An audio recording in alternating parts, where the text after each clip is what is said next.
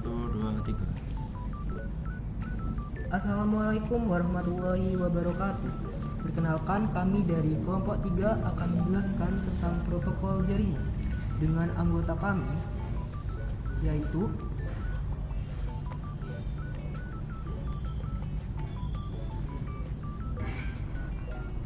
Jessica Kayla Salsabila dengan nomor absen 15, Hamsatun Isnaini dengan nomor absen 16, Mahdi Arya Satya Ganesha Putra nomor absen 17, Mahesa Ridautan Farhan Tafrian dengan nomor absen 18, Malikal Bilqis dengan nomor absen 19, Muhammad Arif Firmansyah dengan nomor absen 20, dan M. Adi Al-Sa'adan dengan nomor absen 21. Kalian tahu nggak sih apa itu protokol jaringan? Nah, pengertian ini akan dijelaskan oleh rekan saya, yaitu Kayla. Sebelum memasuki pengertian dari protokol jaringan, kita harus tahu terlebih dahulu pengertian dari jaringan dan internet agar tidak salah tafsir.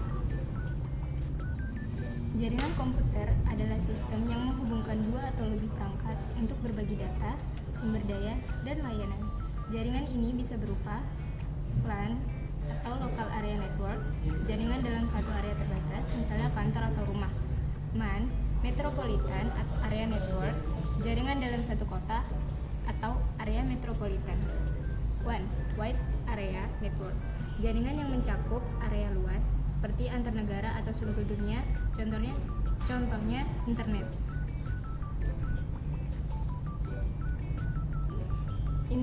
Internet adalah jaringan global yang menghubungkan komputer dan perangkat lain di seluruh dunia, memungkinkan pertukaran informasi dan komunikasi secara cepat dan mudah.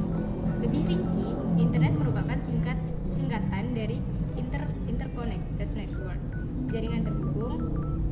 Jaringan ini memungkinkan pengguna untuk mengakses berbagai layanan dan sumber daya seperti situs web, email, media sosial, streaming video, dan banyak lagi.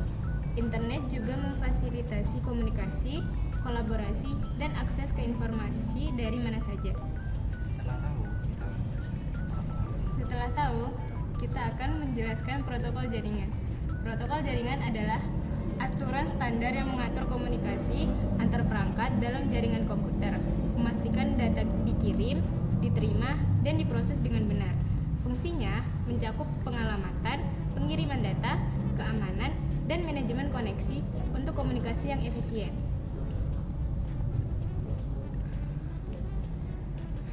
Nah, setelah itu kita akan mengetahui apa saja jenis-jenisnya. Dan jenis ini akan dijelaskan oleh Hamsatun Isnaini.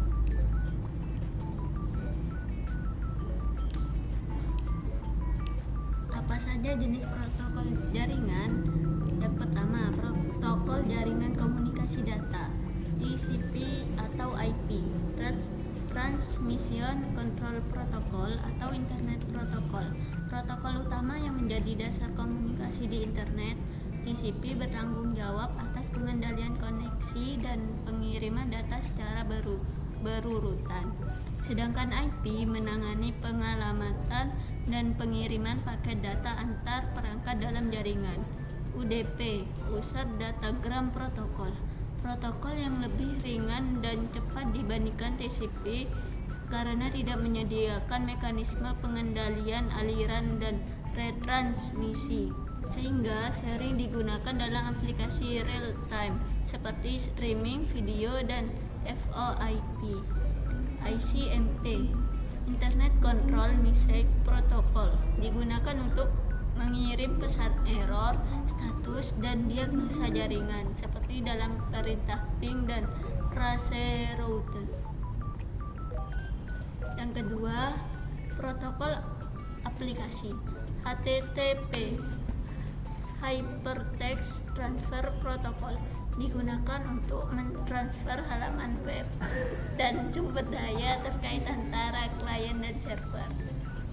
HTTPS, HTTP Secure, versi aman dari HTTP yang menggunakan enkripsi SSL atau TLS untuk melindungi data dari serangan peretasan.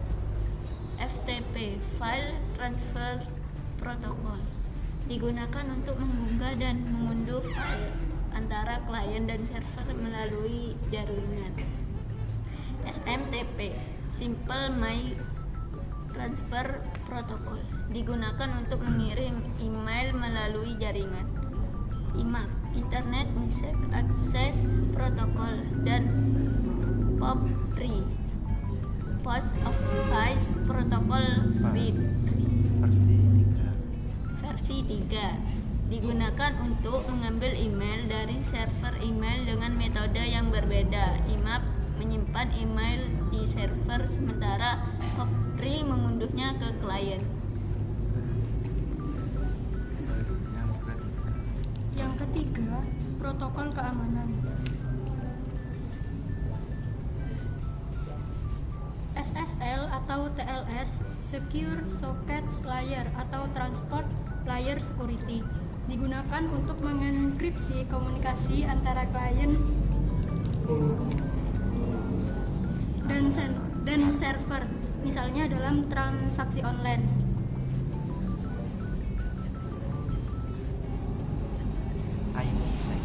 IPsec atau Internet Protocol Security menyediakan keamanan pada komunikasi jaringan dengan enkripsi dan autentikasi data pada tingkat IP. Kemudian SSH atau Secure Shell digunakan untuk akses jarak jauh ke perangkat dengan keamanan tinggi menggunakan enkripsi data.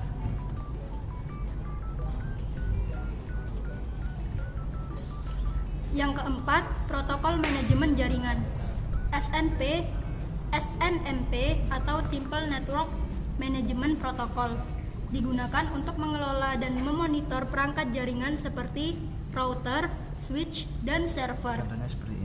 Contohnya seperti ini. Kemudian DNS atau Domain Name System untuk menerjemahkan nama domain menjadi alamat IP sehingga pengguna dapat mengakses situs web tanpa harus menghafal alamat IP. Contohnya seperti ini. Lalu ada DHCP atau Dynamic Host Configuration Protocol, mengelola dan memberikan alamat IP secara otomatis kepada perangkat yang terhubung ke jaringan.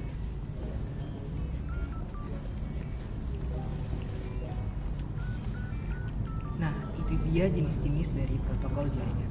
Selanjutnya, kita akan mengetahui apa saja fungsi dari protokol jaringan. Fungsi ini akan dijelaskan oleh Adi. Fungsi protokol jaringan. Yang pertama adalah mengatur komunikasi data antara perangkat dalam jaringan dengan menetapkan aturan transmisi. Kemudian, ada memastikan keandalan data melalui mekanisme seperti error checking, retransmisi, dan pengendalian aliran. Kemudian, ada juga mengamankan data dengan enskripsi dan autentikasi untuk mencegah penyadapan atau serangan peretasan. Kemudian, ada membantu dalam manajemen jaringan, termasuk distribusi alamat IP dan pemantauan performa jaringan. Kemudian ada lagi menyediakan interoperabilitas antara perangkat dan sistem operasi yang berbeda dengan menetapkan standar universal. Kemudian yang terakhir adalah mengoptimalkan penggunaan sumber daya jaringan dengan mengatur antrian paket, kompresi data, dan teknik multiplexing. Nah, itu dia fungsi dari protokol jaringan. Selanjutnya sendiri adalah contoh mekanisme perjalanan data pada OSI model yang akan dijelaskan oleh Mahesa. Sebelum saya jelaskan, saya akan memutar video dari perjalanan mekanisme perjalanan data pada OSI model. Internet merupakan sebuah sistem jaringan komputer berkomunikasi organization, ras dan perangkat layer. Pada kasus tadi data yang network layer, tiap lapisan memiliki peran dan tugas masing-masing. Oke, kembali pada kasus tadi, kira-kira apa proses yang dilalui pesan email sampai bisa terkirim dan dibaca penerima? Jadi, pengiriman pesan email melalui dua proses perjalanan data yang disebut enkapsulasi dan dekapsulasi. Pertama, pesan email akan melalui proses enkapsulasi yang dimulai dari application layer. Farhan menulis email menggunakan klien email atau aplikasi email seperti Microsoft Outlook atau Gmail. Setelah email ditulis, maka data sudah dibuat. Kemudian data disiapkan untuk pengiriman melalui protokol aplikasi email yaitu SMTP atau Simple Mail Transfer Protocol, yakni protokol yang berfungsi sebagai mekanisme pengiriman pesan email dari klien email pengirim ke server email penerima. Selanjutnya, data masuk ke presentation layer atau lapisan presentasi. Data akan dienkripsi untuk meningkatkan keamanan data pada saat pengiriman. Singkatnya, data akan diubah menjadi bentuk yang tidak dapat dibaca selama transmisi berlangsung. Dengan menggunakan protokol SSL/TLS, yaitu singkatan dari Secure Sockets Layer Transport Layer Security, yang bertugas mengenkripsi data. Selanjutnya adalah Session Layer atau lapisan sesi. Lapisan ini mengelola pembuatan, pengendalian, dan penutupan sesi komunikasi antara perangkat pengirim dan server email penerima. Lapisan ini akan sangat membantu menjaga dan mengontrol sesi selama proses pengiriman email berlangsung. Tibalah pada Transport Layer. Data email akan diubah ke segmen dan dipecah menjadi beberapa segmen dengan menambahkan informasi header seperti nomor port sumber dan nomor port tujuan, serta nomor urut atau sequence number untuk memastikan pengiriman yang andal. Protokol yang digunakan di sini adalah TCP atau Transmission Control Protocol. TCP menyediakan komunikasi yang handal, berorientasi koneksi atau connection oriented, dan mengusung konsep three-way handshake, yakni proses yang terjadi antara dua perangkat yang ingin membentuk koneksi sebelum memulai pertukaran data. Berikut adalah langkah-langkah dalam three-way handshake. Langkah pertama, klien mengirimkan pesan khusus yang disebut SYN atau synchronize ke server yang mengindikasikan bahwa klien ingin membuka koneksi dengan server. Selanjutnya, setelah server menerima pesan SYN dari klien, server akan merespon dengan mengirimkan pesan SYN ACK atau Synchronize Acknowledge kembali ke klien sebagai tanda bahwa server bersedia membuka koneksi dengan klien. Selanjutnya, setelah klien menerima pesan SYN ACK dari server, klien merespon balik dengan mengirimkan pesan ACK atau Acknowledge kembali ke server yang mengindikasikan bahwa klien telah menerima respon dari server. Setelah langkah three-way handshake selesai, koneksi TCP antara klien dan server telah berhasil didirikan. Dan sekarang keduanya dapat saling bertukar data melalui koneksi ini. Selanjutnya adalah network layer atau lapisan jaringan. Pada lapisan ini, segmen yang telah dipecah tadi akan diubah menjadi paket dan diberikan penambahan header berupa alamat IP pengirim dan alamat IP tujuan. Kemudian, network layer akan mencari rute terbaik pengiriman paket agar sampai ke sisi penerima dengan menggunakan protokol IP atau Internet Protocol. Selanjutnya adalah data link layer atau lapisan penghubung data. Sesuai namanya, lapisan ini bertanggung jawab untuk mentransmisikan paket antara dua perangkat yang berhubungan secara fisik di jaringan. Pada lapisan ini, paket dari lapisan jaringan tadi akan diubah menjadi frame yang berisi alamat MAC atau Media Access Control dari si pengirim dan penerima. Tibalah pada physical layer atau lapisan fisik. Pada lapisan ini, frame data dari lapisan data link tadi diubah menjadi bit yang kemudian dikirim melalui media fisik menuju alamat MAC tujuan. Saat data mencapai server email tujuan, proses dekapsulasi pun dimulai, namun dalam urutan terbalik, yaitu dimulai dari physical layer. Bit-bit yang ada sebelumnya akan diubah kembali menjadi frame. Lalu pada lapisan data link layer, frame akan diubah kembali menjadi paket dengan menghilangkan informasi header yang berisi alamat MAC sumber dan alamat MAC tujuan. Selanjutnya, pada network layer, paket-paket tadi kemudian diubah kembali menjadi segmen dengan menghapus informasi header yang berisi alamat IP sumber dan alamat IP tujuan. Lalu pada transport layer, segmen akan diubah menjadi data dengan menghapus header yang berisi nomor port sumber dan nomor port tujuan. Selanjutnya, pada presentation layer, data yang telah dienkripsi pada proses enkapsulasi sebelumnya akan didekripsi atau mengubah isi data menjadi format yang dapat dibaca. Terakhir, pada application layer, email yang diterima akan diurai oleh klien email penerima dan ditampilkan kepada penerima sebagai pesan email yang dapat dibaca. Proses perjalanan data telah selesai, dan Rosid pun dapat mengakses email yang dikirimkan oleh Farhan. Itulah proses perjalanan data melalui model OSI saat mengirim email ke teman Anda, beserta proses enkapsulasi dan dekapsulasi di setiap lapisan, serta protokol yang digunakan dalam setiap langkahnya.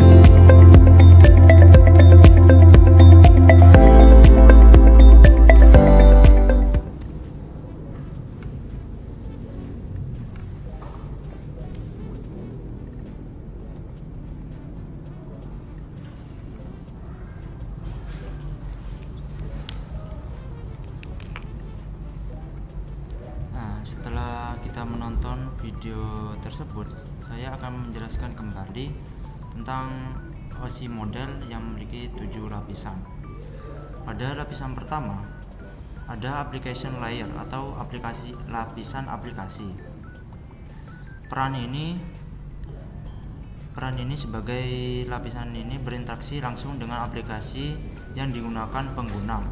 Dalam kasus email, ini adalah SMTP atau Simple Mail Transfer Protocol yang mengelola pengiriman email.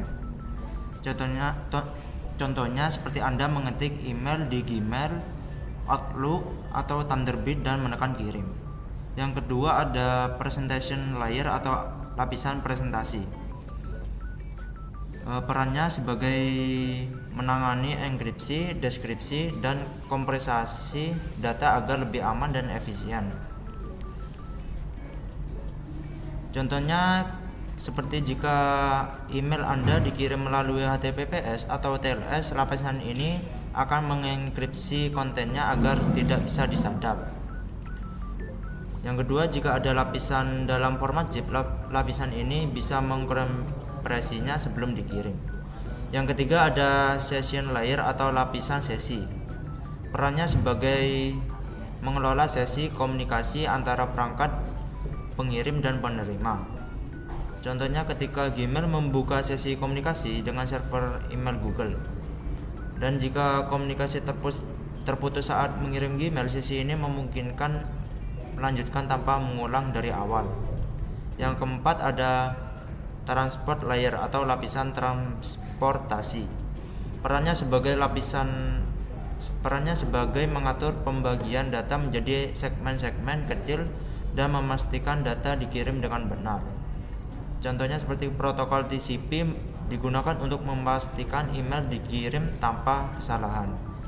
Dan jika ada kerusakan data, lapisan ini akan meminta ulang segmen yang hilang. Yang kelima ada lapisan jaringan atau network layer. Perannya sebagai bertanggung jawab atas routing dan alamat IP.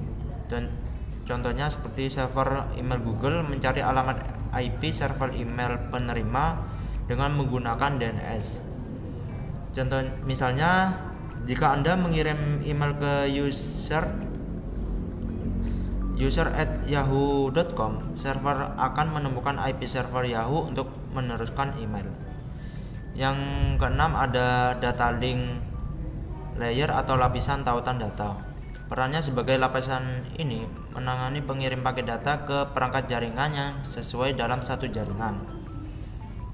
Contohnya seperti LAN atau WiFi. Dan ketika email dikirim melalui WiFi atau kabel Ethernet dari komputer, contohnya seperti email dikirim melalui WiFi atau kabel internet dari komputer Anda ke router. Yang terakhir yang ketujuh, physical layer atau lapisan fisik. Perannya sebagai lapisan menangani transmisi fisik data dalam bentuk sinyal listrik, cahaya, atau gelombang radio. Contohnya seperti jika Anda mengirim email dari laptop menggunakan WiFi, data dikirim sebagai gelombang radio ke router. Dan jika Anda terhubung dengan kabel LAN, data dikirim sebagai sinyal listrik melalui kabel. Nah, itu dia contoh dari protokol jaringan. Selanjutnya kita akan mengetahui apa sih kesimpulan yang bisa kami sampaikan. Protokol jaringan adalah fondasi utama dalam komunikasi data modern yang memungkinkan perangkat berkomunikasi dengan standar yang sama. Dengan memahami berbagai jenis dan fungsi protokol, kita dapat mengoptimalkan performa dan keamanan jaringan sesuai dengan kebutuhan. Sering berkembangnya teknologi, protokol jaringan akan beradaptasi untuk menghadapi tantangan dalam dunia digital. Itu dia materi tentang protokol jaringan yang dapat kami sampaikan. Sebelum kita menutup Video ini kami ada sebuah permainan yang bisa kalian mainkan, yaitu permainan kata. mencari kata. Carilah kata-kata atau 8 kata yang kami sediakan di bawah.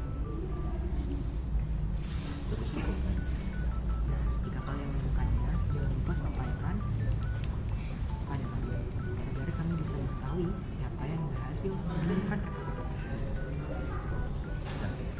Sekian presentasi dari kelompok kami.